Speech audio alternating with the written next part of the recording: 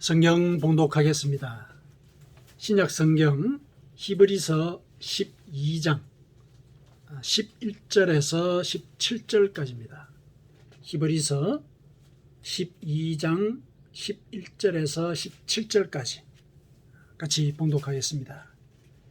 무릇 징계가 당시에는 즐거워 보이지 않고 슬퍼 보이나 후에 그로 말미암아 연단받은 자들은 의와 평강의 열매를 맺느니라. 그러므로 피곤한 손과 연약한 무릎을 일으켜 세우고 너희 발을 위하여 곧은 길을 만들어 저는 다리로 하여금 어그러지지 않고 고침을 받게 하라. 모든 사람과 더불어 화평함과 거룩함을 따르라. 이것이 없이는 아무도 주를 보지 못하리라. 너희는 하나님의 은혜에 이르지 못하는 자가 없도록 하고 또 쓴 뿌리가 나서 괴롭게 하여 많은 사람이 이로 말미암아 더럽게 되지 않게 하여 음행하는 자와 또 한 그릇의 일음식을 위하여 장자의 명분을 판 에서와 같이 망령된 자가 없도록 살피라. 너희가 아는 바와 같이 그가 그 후에 축복을 얻어 받으려고 눈물을 흘리며 구하되 버림바가 되어 회개할 기회를 얻지 못하였느니라. 아멘. 우리가 신앙생활을 하는 과중에 그 신앙생활이 하나님의 뜻에 맞도록 가기 위해서는 성령의 인도하심이 있어야 됩니다. 성령께서 우리와 늘 함께 하실 때 사실 우리가 구원의 길을 유혹이라든지 또 우리 정욕과 그 탐심의 그 추동 이것을 비켜가서 그 길을 올곧게 갈 수가 있습니다. 그런데 성령 인도를 우리가 바라면서 살기는 하지만은 또 일상을 우리가 또 바쁘게 지내다 보면은 뭐 가끔은 이제 기도도 빼먹기도 하고 또 성경 말씀을 묵상하는 그런 일도 우리가 누락하기도 하고 이런 일들이 있지 않습니까? 또 그 와중에 물론 이제 우리가 그렇게 살지 않아서 그런 일이 생겼다라고 얘기는 하지는 못하지만은 뜻하지 않게 우리가 고난을 당하기도 하죠. 이 고난을 당했을 때 우리는 대개 내가 뭘 잘못했나 일반적으로 그렇게 생각을 하죠. 뭐 직접적인 그 원인이 있건 혹은 또 없건 간에 모르는 거죠. 그 원인을 그러든지 간에 혹시 내가 뭘 잘못한 게 없을까라고 이제 살펴보는 거 그거는 그 자기 인생에 대한 그 책임감의 표현이죠. 물론 거기에 이렇게 집착을 해가지고 죄책감에 뭐 사로잡히게 된다든지 이제 심하게 되면 이제 그런 게 이제 문제가 될 수는 있지만은 먼저 자신을 돌아보는 것 이거는 사실은 바람직한 신앙의 행위지요. 우리가 살아갈 때 이제 고난이 뜬금없이 닥치거든요. 그러다 보면은 이제 성령의 인도라든지 이런 것들에 대해서 우리가 좀 무감각해지고 왜냐하면 발등에 불이 떨어진 그 상황에 우리가 집중을 하다 보니까 성령께서 우리에게 어떤 길을 일러주시는가 심지어 그 고난을 이겨낼 길을 성령께서 인도하시는데 우리가 영혼의 눈을 닫고 내 뜻대로 일을 해결하려고 하는 이제 그런 일들을 하게 되지요.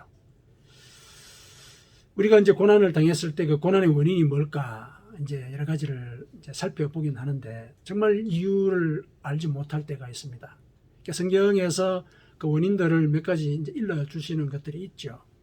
고난은 우리의 죄 때문에 초래됩니다. 제일 큰 원칙은 그렇죠. 죄 때문에 고난이 초래가 되고 그 다음에는 내가 직접 그런 일들을 저지르지 않았다 하더라도 예를 들어서 출애굽기 그 20장 이 십계명에 대한 설명 중에서 3, 4대의 저주 이 집안의 어떤 그 습성 같은 것들이 있죠. 그래서 무심결에 우리가 또 그 행습을 저지르다 보면은 또 고난을 당할 수도 있죠. 잘못된 일들이니까요. 그 다음에 그냥 우발적으로 어떤 사건이 벌어질 수가 있죠. 곁에 있다가 우발적으로 사건이 벌어지는 그런 경우들도 있죠. 사람들이 모여 살다가 보면은 그런 일들이 없다고는 할 수가 없는 것이죠. 그다음에 이제 그 성경이 또 하는 얘기가 하나님의 징계를 언급을 합니다. 징계에 의해서 이제 고난이 우리에게 닥칠 수가 있다.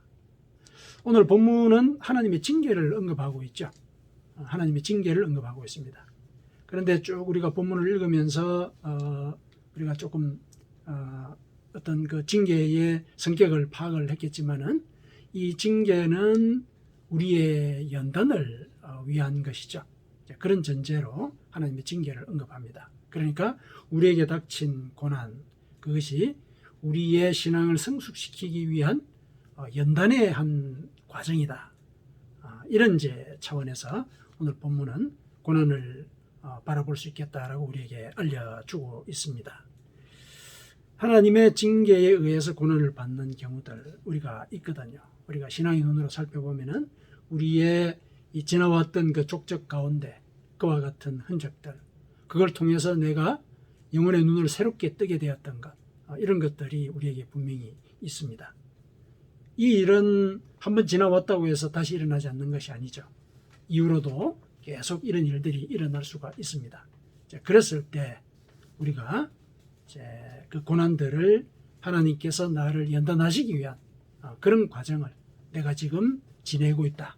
이런 마음으로 고난을 우리가 지내면은 우리의 신앙이 성숙하게 되는 그런 경험들을 하게 될 것입니다. 그랬을 때 우리가 어떤 태도로 그 고난을 우리가 받아들이고 인내하게 될까? 그걸 이제 오늘 본문 우리에게 일러주고 있거든요. 전체 이 본문의 이 내용들은 이제 우리가 징계를 당했을 때는 이제 11절에 보면은 당시에는 즐거워 보이지 않고 슬퍼 보이나, 그렇죠? 그로 말미암아 연단받은 자들은 의와 평강의 열매를 맺느니라 하고 이제 사실 주제를 제일 먼저 얘기를 하고 있죠. 그래서 여기서 강조하는 것은 뭐냐면은 이 하나님의 징계로 고난이 임했을 때 그거는 당시에는 즐거워 보이지 않고 슬퍼 보인다 이렇게 얘기하죠. 여기서 슬퍼 보인다라는 말에 우리가 조금 관심을 가질 필요가 있죠. 고난을 당하지만은 그것은 하나님이 우리를 징계하기 위해서 연단을 시키기 위해서 내리시는 징계이기 때문에 그거는 슬퍼 보일 뿐 실제로 슬픈 건 아니란 얘기죠. 실제로 슬픈 건 아니다. 왜냐? 그것을 견뎌내면은 의와 평강의 열매를 맺게 되기 때문이다. 그렇게 얘기를 하죠. 그래서 우리가 고난이 닥쳤을 때 이것을 하나님의 징계라고 이해하고 받아들이게 되면은 그거를 우리가 슬픈 것으로 그대로 받아들이지 않을 수 있게 된다는 얘기죠. 내가 이 과정을 견뎌내면은 나는 의와 평강의 열매를 맺는 자로 거듭나게 된다. 그런 이제 생각을 갖고 그 시간을 우리가 이겨낼 수 있게 된다는 것이죠. 그래서 그 기간을 우리가 견뎌낼 때 어떻게 해야 되느냐? 이제 이 12절, 13절에 얘기를 하고 있죠. 그러므로 고난이 닥쳤을 때는 드러누울 것이 아니라 피곤한 손과 연약한 무릎을 일으켜 세우고 너희 발을 위하여 곧은 길을 만들어 저는 다리로 하여금 어그러지지 않고 고침을 받게 하라. 이렇게 되어 있죠. 고침을. 이게 이제 우리가 고난을 당했을 때 우리가 해야 되는 그런 삶의 자세지요. 일상생활 속에서 구체적으로 어떤 일을 해야 되느냐 이렇게 하라는 얘기죠. 이 고난 때문에 이제 이 피곤하단 말이죠. 무릎이 약해졌어요. 그럼 이제 들어 누워 있기가 쉬운데 그러지 말라는 거죠. 그러지 마라. 무릎을 일으켜 세우고 너희 발을 위해서 곧은 길을 만들어 그 발이 어그러지지 않고 고침을 받게 해라. 이런 얘기를 하죠. 그렇죠? 그러니까 이 손과 발의 행위, 이때까지 했던 그 손과 발의 행위가 고난 때문에 이제 그 일을 하지 못하게 되는 그런 상황에 간 것이죠. 그러니까 이것을 실은 힘을 내어서 새롭게 하라 이런 이제 요구이지 않습니까? 그거는 이제 결국은 회개하라는 그 얘기를 이렇게 표현한 것이죠. 회개하라. 자신의 행위를 회개하라. 손과 발이라고 하는 것이 자기 행위를 대변하는 그런 상징이지 않습니까? 회개하라는 것이죠. 그러면 이제 이런 생각을 할 수 있습니다. 고난을 당해서 힘들기도 하고 또 어떤 면에서는 이게 참 내 삶에서 억울하다는 느낌을 갖게 될 수 있는 그런 사건이 나한테 벌어졌는데 아니 회개까지 하라니요. 이런 이제 생각을 할 수가 있거든요. 그런데 이제 우리가 회개를 생각을 할 때 회개는 우리가 잘못한 일, 거기에 대해서 하나님께 그 죄를 자백하고 고쳐 나가겠다고 이렇게 다짐하는 또 실생활로 그것을 실천하는 그런 과정이기도 하지만은 반면에 우리가 해야만 되는 일들이 있죠. 하나님께서 하라고 한 일들, 선을 베풀라고 한 일들, 예를 들면은 근데 하라고 하신 그 일을 우리가 하지 않은 것, 충실하게 하지 않은 것, 그것도 죄거든요. 그것도 회개해야 되는 것이죠. 그것도 회개하란 말이죠. 오늘 이 본문에서는 그 연단의 과정을 통해서 의와 평강의 열매를 맺도록 하라 이렇게 얘기를 했으니까 우리에게 만일에 그런 고난이 닥친다면은 우리는 일상 속에서 지내오면서 의와 평강의 열매를 부족하게 맺었다는 거죠. 부족하게 맺었다.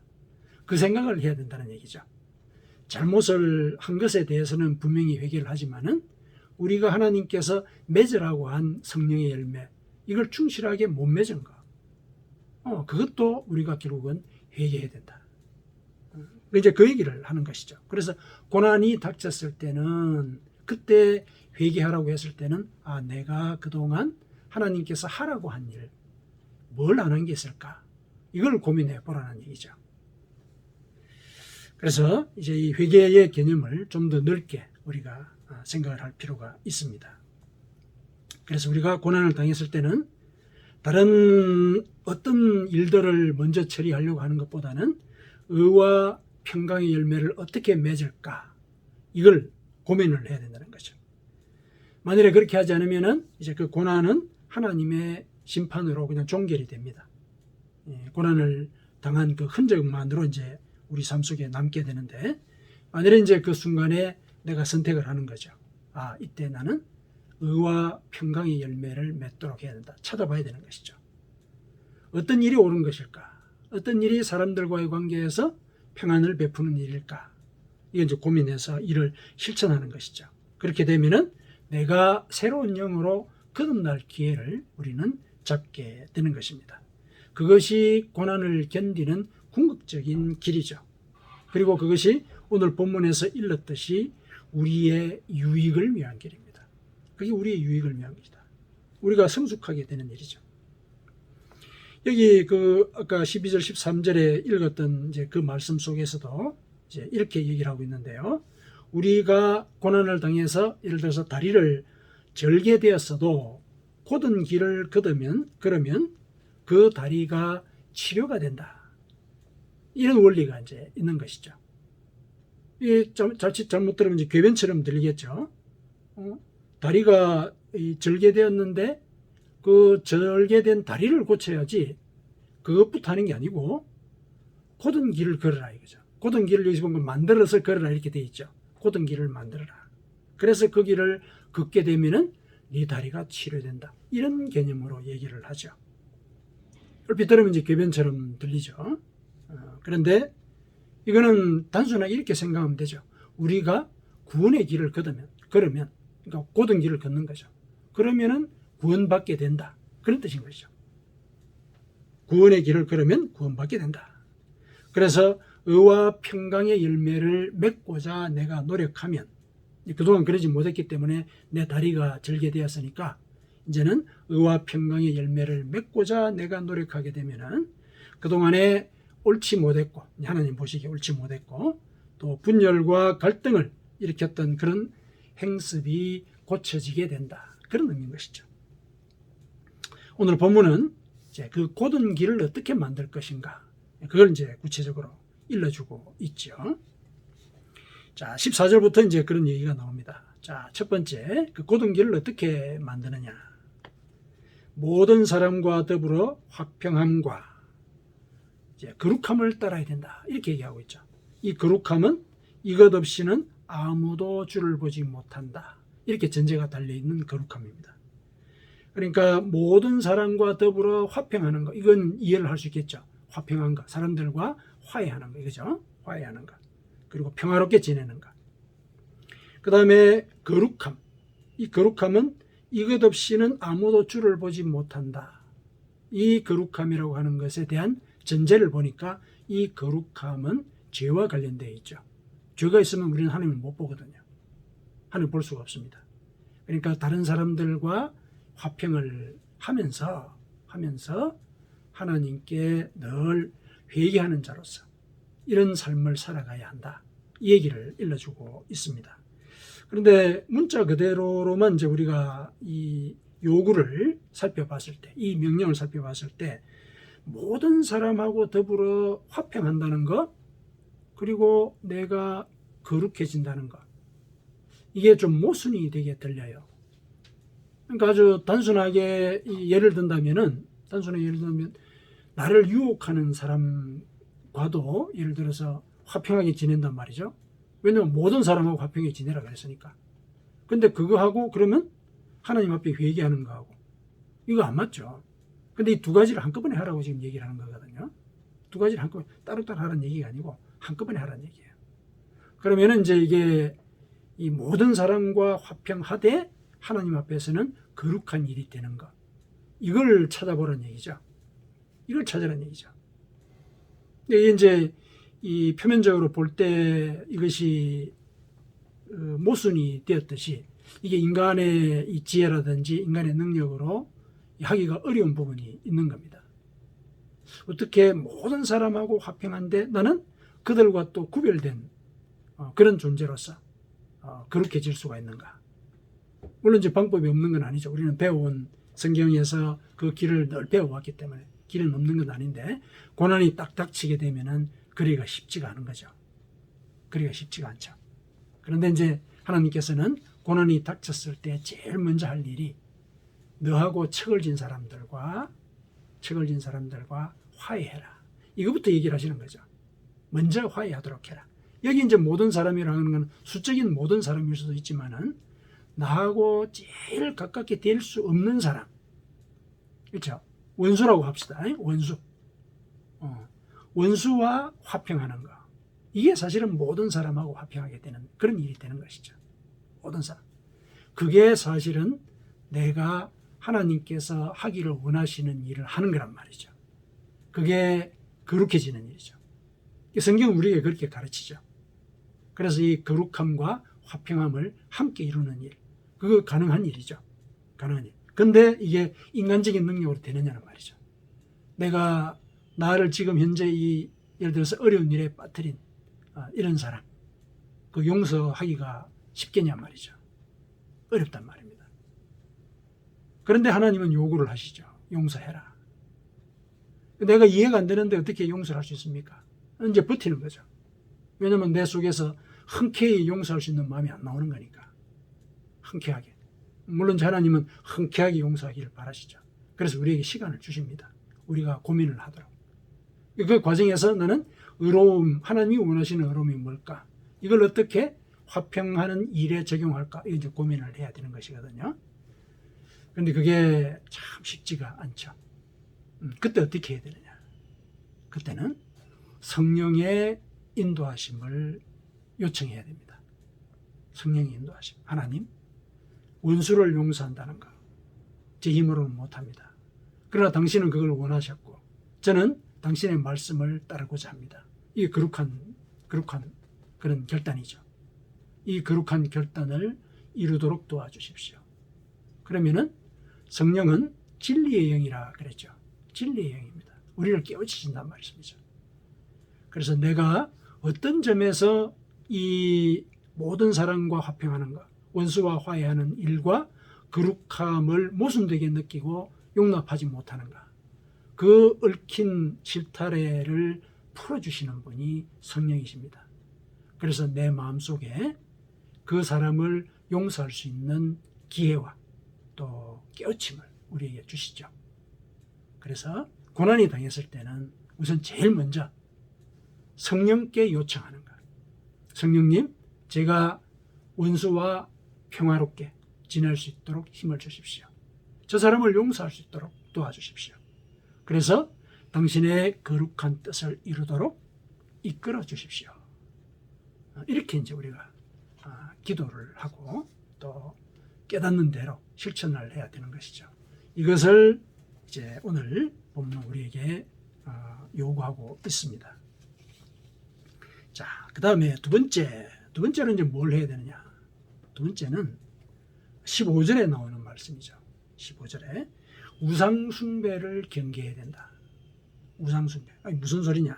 15절에는 분명히 너희는 하나님의 은혜에 이르지 못하는 자가 없도록 하고 또 쓴뿌리가 나서 괴롭게 하여 많은 사람이 이로 말미암아 더럽게 되지 않게 하라. 이렇게 얘기했는데 이게 우상숭배하고 무슨 관계가 있느냐?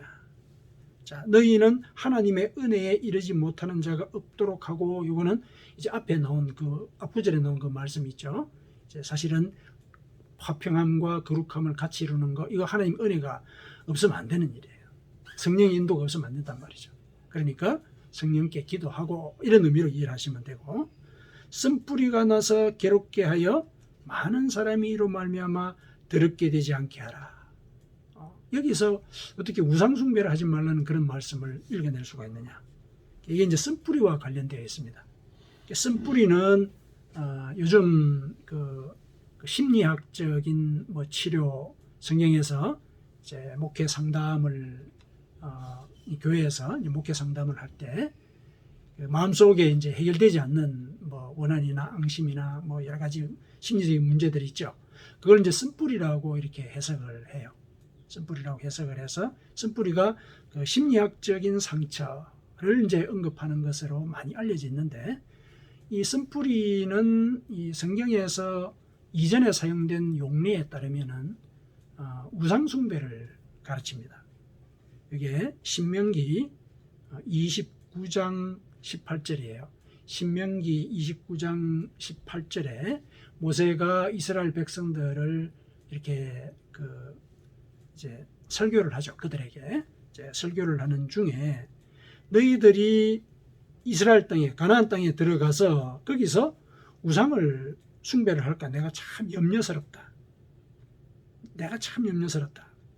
우리 하나님 여호와를 떠나서 그 모든 민족의 신들에게 가서 섬길까 염려하여 독초와 쑥의 뿌리가 너희 중에 생겨서 우상으로 인해서 복을 받는다 말하는 사람이 있을까? 내가 지극히 염려스럽다. 이렇게 얘기를 해요. 지극히 염려스럽다. 그러니까 독초와 쑥의 뿌리, 이게 이제 오늘 본문의 쓴뿌리로 인용이 된 것이죠. 그래서 이게 괴롭게 한다라는 얘기는 이제 문제를 일으킨다는 얘기죠. 우리말로 괴롭게 하여라고 했지만은 성경 본문에 보면 이게 문제를 일으킨다는 얘기예요. 문제를 일으킨다. 그런데 이제 심리적인 상처가 있는 이 사람이 문제를 일으킬 수는 있죠. 그렇죠. 문제를 일으킬 수는 있는데 그 때문에 많은 사람을 더럽게 만들지는 않죠. 그렇죠. 심리적인 상처가 있어서 문제를 일으키기는 해요. 그런데 그게 사람들을 더럽게 하느냐? 그렇지는 않죠. 더럽게 한다고 얘기할 수는 없죠. 그런데 이제 우상숭배는 많은 사람들을 오염시키죠. 오염시킵니다. 우상은 풍요를 쫓도록 사람들을 유혹을 하죠. 그래서 고난에 빠진 사람들, 특히 고난에 빠진 사람들이 그 고난을 직접 해결할 길, 그걸 찾도록 유혹을 하거든요. 유혹을 해요. 그럼 이제 그거는 영적으로 타락하는 것이죠. 영적으로 더럽혀지는 거란 말이죠. 우상숭배를 하게 되면은 결국 사람이 더러워진다는 얘기죠. 영혼이 더러워진다는 얘기예요. 그래서 우리가 이제 고난을 당했을 때 그 고난을 직접 해결할 길을 우리가 찾는단 말이죠. 인간의 이제 인지상정인 것이죠. 근데 그때 하나님은 그걸 조심하라는 거예요. 네 뜻대로 그 고난의 해결책을 찾으려고 하지 마라. 그러면 너는 우상을 숭배할 수 있게 된다. 이때 이 우상은 물론 이렇게 물리적으로 어떤 형체를 가진 그런 상일 수도 있는데, 고난을 당했을 때 우리가 제일 섬기기 쉬운 우상은 뭐냐? 나예요. 나 자신. 나 자신의 능력. 나 자신의 경험. 하나님께서 화평함과 거룩함을 이루라. 이렇게 먼저 명령을 하셨기 때문에 그걸 따르려고 하지 않고, 그렇죠? 하지 않고 내가 해결할 길을 찾는단 말이죠. 내가 해결할 길. 내가 원수에게 복수도 하면서 하나님의 뜻을 찾을 길이 없을까? 거룩함을 이룰 길이 없을까? 이거 고민한다는 얘기예요. 그러니까 내가 우선이 되는 그런 판단을 하기가 쉽다. 그래서 여기서 이 쓴뿌리는 바로 나 자신의 능력과 지혜를 믿는 그런 태도. 이게 너 영혼을 더럽힌다. 이거 조심해야 된다. 그래서 고난이 닥쳤을 때는 너 자신의 지혜를 네가 의지하고 있느냐, 그거 살펴보라는 얘기예요. 그거 살펴봐야 된다. 그것을 우리에게 권면하고 있습니다. 고난이라고 하는 것 자체가 사실은 나의 능력을 넘어선 일이 나한테 벌어진 거잖아요. 그게 고난이잖아요. 그런데 내가 그 고난을 이겨내기 위해서 내 능력을 쫓아서 가려고 한다? 이게 모순되는 거잖아요. 이건 탈진으로 가는 그런 지름길이죠. 이때는 그 고난 너머에 있는 초월적인 능력에 의지해야 되는 것이죠. 그 초월적인 능력은 우리에게 오히려 고난을 당했을 때는 화평함과 거룩함을 쫓아라. 이게 이 고난의 현실을 넘어설 수 있는 길이다. 이렇게 일러주고 있거든요. 그래야 사실은 고난을 넘어설 수 있어요. 왜냐? 고난 자체에 우리는 집중하는 것이 아니라 고난 너머의 해결책을 우리는 지향하는 거니까. 그게 고난을 이기는 길이거든요. 화평이라고 하는 것은 사람들과의 문제를 해결하는 방법이잖아요. 그러니까 사람들과의 사이에서 문제가 생겼을 때 고난이 우리에게 닥치게 되는데 그 고난을 이겨내는 길은 화평하는 거죠. 그리고 내가 예를 들어서 심리적으로나 양심적으로 가책을 느끼고 있다. 내가 하나님 앞에 거룩하지 못한 거잖아요. 그래서 내가 지금 징계를 당한 거란 말이죠. 그러면 그 징계를 이겨내기 위해서는 하나님 앞에 회개해야 되는 것이죠. 이것이 이제 하나님께서 우리가 고난을 이겨낼 수 있는 길이라고 일러주는 것이죠. 그래서 고난이 닥쳤을 때는 고난의 현실에 집중하는 것이 아니라 고난 너머에 하나님의 뜻을 먼저 찾으려고 하는 것. 그 과정에서 내가 나를 내려놓는 법을 배우게 되죠. 하나님의 뜻이 옳구나 하는 걸 체험을 할 기회를 우리가 가져야 된다는 것입니다. 자, 그렇게 이제 그 두 번째로 우리에게 권면을 하고 있고요. 나를 내 지혜를 의지하려고 하지 말아라. 이게 이제 두 번째 우리가 하는 권면입니다. 세 번째, 음란과 망령된 행실을 경계해야 된다. 16절에 음행하는 자와 혹 한 그릇 음식을 위하여 장자의 명분을 판 에서와 같이 망령된 자가 없도록 살피라. 우리가 고난을 당하게 되면 자칫 자포자기 할 때가 있죠. 절망을 하게 되잖아요. 그렇게 되면 사람들은 쾌락을 쫓게 되는 경우가 생겨요. 그렇게 될 가능성이 많죠. 사실은 자포자기 할 때 쾌락을 쫓게 돼요. 그리고 방종을 하게 되죠. 희망이 없으니까 될 대로 되라 이런 얘기죠. 될 대로 되라. 이게 망령되 행하게 된다는 얘기죠. 사실은 그게 절망의 또 다른 표현이잖아요. 내가 나를 망가뜨리는 일이잖아요. 그게 이 절망의 또 다른 표현이거든요. 그런 일이 없도록 해야 된다. 이렇게 얘기를 합니다. 그 사례로 이 히브리서는 에서를 예로 들고 있죠. 언급을 하고 있죠. 에서는 야곱의 형이죠. 이삭의 장자예요. 이삭의 장자. 그런데 이 사람이 이제 성정이 그래서 그랬을 수도 있겠죠. 이제 굉장히 외향적이기도 하고 그러면서 이제 부모의 말을 사실은 잘 안 듣는 그런 장자로 성장을 했어요. 그래가지고 가나안 그 지역에 사실은 이방 여자들이죠. 자기 족속과는 다른 이방 여자들 둘씩이나 아내로 맞이했어요. 막 이제 자기가 원하는 대로 산 거예요, 사실은. 들로 산으로 쫓아다니면서 사냥하고 자기가 원하는 대로 살았어요. 그러다 보니까 이제 어느 날 배가 고팠죠. 그런데 동생이 팥죽을 끓이고 있는 거예요. 근데 이 동생이 참 영악하거든요. 형이 배가 고파가지고 한 그릇 달라고 이제 얘기를 할 때 얘기를 하죠. 뭐라고 얘기하냐. 형이 가진 그 장자의 권한을 저한테 파세요. 저한테 주세요. 그러면 제가 이 팥죽을 드리겠습니다. 그래요.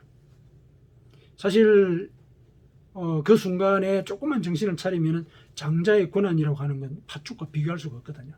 근데 이 에서는 그래라 그래 버린 거예요. 그리고 이제 이 팥죽을 먹고 허기를 면했던 것이죠. 그러니까 거기서 보면은 장자의 고난에 대해서 에서가 사실은 깊게 생각을 못했다라고 하는 거, 그거를 이제 보여주기도 하는 것과 동시에 이 사람은 이 물질적인 결핍, 이걸 통제하기가 참 어려운 사람이구나. 그러니까 아내를 둘씩이나 막 얻고 막 이렇게 살았던 것에서도 드러나지만은 이런 그 욕망, 이런 것들을 통제하기 힘든 종류의 그런 성정을 가진 사람이구나. 이거 알 수가 있죠. 그건 이제 망령때에 향한 것이죠. 그 당시에 장자가 가지고 있는 권한은 엄청난 것이었거든요. 집안을 아버지 대신에 다스릴 수 있는 그 통수권이 있어요. 예를 들면 전체 다 이렇게 가르치는. 이 사람의 말이 곧 법인 거예요. 그 당시에 장자의 권한이라는 거는. 그 다음에 이제 하나님께 제사를 드릴 때 주관하는 그런 제사장의 그런 권한이 있었어요. 그 다음에 세 번째, 다른 자식들보다 유산을 2배씩이나 더 받을 수 있거든요. 더 받을 수 있었어요. 이게 장자의 권한이었습니다. 그러면 이제 여기서 한 가지 생각해 볼 게 뭐냐면, 말만 그렇게 했는데 그게 뭐 실질적으로 그게 무슨 그 영향이 있느냐. 그냥 뭐 우리 살다 보면은 말만 그렇게 하고 그런 일이 어딨어. 장자의 권한 그게 뭐 팥죽값이 돼 하고 이제 다시 돌이킬 수 있을 거라고 생각할 수 있지만은, 이거는 이제 이 사람의 그 장자권에 대한 기본적인 생각을 보여주는 것이죠. 기본적인 생각. 배고프다고 팥죽 한 그릇에 장자권을 쉽게 넘겨버린 거다. 이 장자권에 대한 이 사람의 그 경박한 생각, 이거 보여주는 것이죠. 이후에도 그럴 거란 얘기죠. 그래서 결국은 이제 하나님의 그 복을, 그 장자에게 주기로 되어 있는 그 복을 받지 못하게 되죠. 그래서 그는 나중에 그 복을 다시 받으려고, 이어받으려고 이렇게 막 울면서 복을 요청을 했지만은 결국은 회개할 기회를 얻지 못하게 되었다. 그랬죠. 회개할 기회를 못 얻었다. 우리가 이제 고난을 당했을 때 이럴 수가 있다는 거예요. 자칫 내가 하나님의 자녀로서 살아왔던 그 시간들, 이거 잊어버리고 방종하게 되는 이런 일들이 있을 수가 있다는 거예요. 그러면은 회개할 기회조차 얻지 못하는 일이 생기게 된다. 그래서 너는 어려운 일을 당했을 때 오히려 너 스스로가 경건을 연습해야 된다. 오히려 경건해야 된다. 이건 이제 우리에게 일러주고 있는 것입니다. 자, 우리에게 잘 알려진 그 성 어거스틴이죠. 어거스틴도 우리에게 지금 이제 그 뭐 가톨릭에서 성자로 이렇게 섬기기도 하고 그러는데, 어쨌든 굉장히 큰 믿음의 본을 보인 사람이거든요. 근데 이가 젊었을 때 물론 굉장히 방탕한 삶을 살다가 결국 회심을 했죠. 근데 회심을 하고 난 이후 초반기에는 상당히 여전히 흔들렸어요. 한때는 이런 기도를 했다고 그래요. 주여, 정절을 지키게 하옵소서. 하지만 지금이 아니고 나중에 지키게 해줘. 이렇게 기도를 했습니다. 이게 이제 정절을 지킨다는 게 참 사람이 지키기 어려운 이런 부분들이 있는 거죠. 욕망과 관련되어 있으니까. 그런데 이제 만일에 이걸 이겨내지 못했다면은 이 믿음의 본이 되지 못한 것이었겠죠. 결국은 이겨내게 된 것이죠. 바울 사도는 이와 같은 어떤 그 육체의 소욕, 이게 망령되고 허탄한 신화와 같다. 이렇게 얘기를 했죠. 망령되고 허탄한 신화라는 얘기는 무의미하고 허무한 잡담과 같다. 그 욕망, 우리가 이 고난을 당했을 때 내 스스로를 망치기 위해서 한 일들, 그 결국 잡담과 같은 것이죠. 공중에 흩어져 버리는 그런 헛된 이야기와 같은 그런 것이다. 그래서 바울 사도는 이렇게 권면을 합니다. 망령되고 허탄한 신화를 버리고 경건에 이르도록 내 자신을 연단하라. 왜냐하면 경건은 범사에 유익하니 금생과 내생에 약속이 있기 때문이다. 디모데전서 4장 7절에서 8절이죠. 디모데전서 4장 7절에서 8절. 그래서 고난이 닥쳤을 때 오히려 자기의 행동과 생각을 단속해야 된다. 경건을 연습하라. 그 얘기죠. 이렇게 이제 오늘 본문은 우리에게 고난이 나에게 닥쳤을 때 그 고난이 나의 유익이 되도록 하기 위해서는 이 세 가지를 지킬 수 있어야 한다. 이렇게 일러주고 있습니다. 먼저 고난이 닥쳤을 때 우리는 성령의 인도를 요청해야 된다. 성령의 인도. 그래서 성령께서 이끄시는 대로 화평함과 거룩함의 열매를 맺도록 살아야 한다. 두 번째가 나의 지혜와 나의 능력에 의지하지 말라. 의지하지 말라. 그게 우상숭배다. 그 다음에 세 번째가 경건을 연습하라. 이렇게 우리에게 일러주고 있습니다. 이렇게 우리가 고난 중에 우리의 자세를 가다듬어 나갈 때 우리는 하나님께서 원하시는 의와 평강의 열매를 맺을 수 있게 되는 것입니다. 그것이 우리의 유익을 위한 일이다. 그래서 우리는 피곤한 손과 연약한 무릎, 고난을 당하면 이렇게 될 수밖에 없죠. 그런데 이거를 이렇게 세워야 합니다. 이렇게 세워야 한다. 그리고 우리가 걸어갈 이 길을 곧게 만들어야 한다. 왜냐? 그것이 나의 이 저는 다리를 곧게 만드는 길이기 때문에 그렇다. 하나님께서는 우리가 이러한 이 고난을 이와 같은 태도로 견뎌나갈 때 나를 단련하시는 그런 뜻을 이루시게 됩니다. 그래서 하나님이 나를 단련하신 뒤에 우리는 순금같이 되어 나올 것입니다. 욥이 그렇게 고백을 했죠. 욥기 23장 10절에 순금같이 되어 나올 것입니다. 사랑하는 성도 여러분, 비록 이 고난이 우리의 삶 가운데 불가피하더라도 우리가 그 고난을 이겨낼 때 우리는 성숙해지고 의와 평강의 열매를 맺어서 이웃들을 구원하는 그런 자리에 설 수 있게 됩니다. 그래서 어려운 시절을 우리가 지내고 있을 때 그 어려운 시절의 그 고난 자체에 집중하지 말고 그 고난 너머에 내가 의롭게 되어 있고 평화를 베푸는 자가 되어 있는 그 모습을 우리는 그리면서 그것이 우리 신앙의 목표가 되어야 하겠습니다. 고난 가운데서도 모든 사람과 화평을 하며 또 거룩함을 유지함으로써 하나님의 나라를 유업으로 받는 여러분들이 되시기를 축원합니다. 아멘.